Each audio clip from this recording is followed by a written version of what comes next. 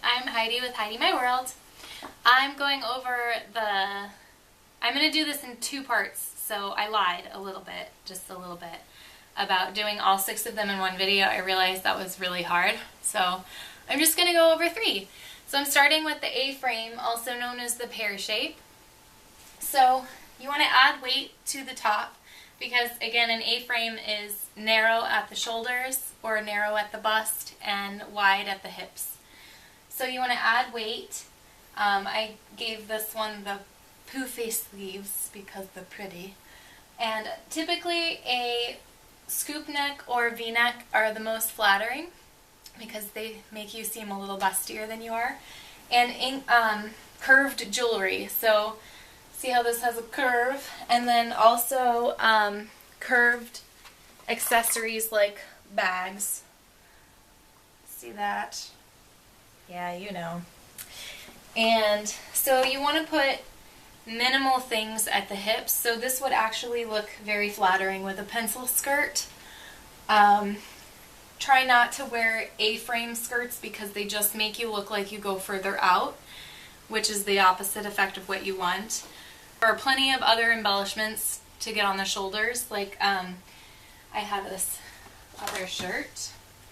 Like this one, I don't know if you can see, but there's details on the shoulders. You can find stuff that has stuff on your shoulders that don't look ridiculous, like shoulder pads. Sorry if you like shoulder pads. Do what you want.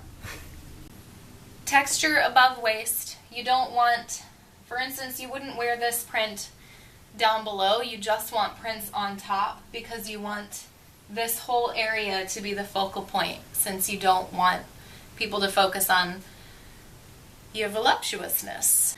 So that's it for the A-frame, and now I'm going to move on to the V-frame. So on to V-frames. V-frames are the opposite of A-frames, so they are wider at the top and narrower at the bottom. So you want to do all the embellishments on the hips. And unfortunately, I don't have much in the way of that because I'm opposite. I'm an A-frame. So I don't have anything with pockets at the hips, but you would want all the embellishments to be down here below the waist. Very little waist definition needs to happen.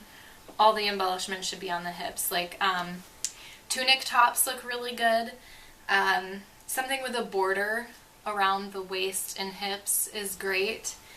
Anything that flows from here out. And vertical necklines, like I said, more angled jewelry and bags. So this bag, or bags like it, would work. And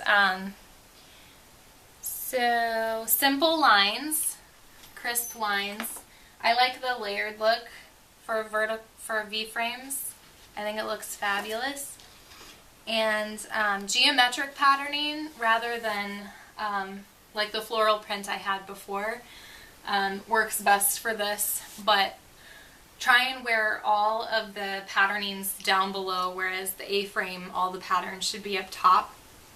Exact opposite. So minimum texture up top, all the texture down below, and very simple lines. That's pretty much a V-frame. Yay! And now we're gonna go to oval frame. Okay, so now we're moving on to the oval frames. And oval frames tend to carry all their weight up top, whereas like an 8-frame carries it everywhere. An oval usually has very thin legs, and they're usually very busty. So for oval frame, we want to use a combination of different lines, like soft curve up where the face is, and then straighter lines. So long sweaters and leggings, or anything with tights or tapered pants or skirts look great. Layers look awesome. Don't ever tuck your blouse in though, unless you really, really have to, like if you have dress code at work or whatever. But if you can avoid tucking anything in, that would be good, because, you know, things that tuck in tend to bulge when you sit or do various activities. So you want to avoid that. And so you can actually you get to use any length of jewelry, really. So you can wear it up here or down here. This neckline is very flattering for any length of necklace. And you can mix and match with the lines, which is great. Never wear horizontal stripes. Always keep it vertical, keep the eye in. And you can actually use a similar bag, angled, still looks great. And yeah. So that's pretty much it. Fun. That's it. And I'm gonna, should I introduce George or Agatha? I don't know. Maybe George. Yeah. Oh. No. Is it still going? I Yeah. forget all of this. So I forgot to introduce the cat, like I always do. I can't remember if you've met George. Oh, great. You have met George, so never mind. Say goodbye. I'm going to introduce you to the one you haven't met yet. Okay, so I went and found Agatha, and she's not happy because I woke her up, and I carried her down the stairs, which is making her grumpy cat. So, I'm sorry. This is Agatha.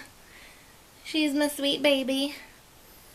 She loves bedtime. I don't think she's going to want to dance for you, but we're going to try it. Here,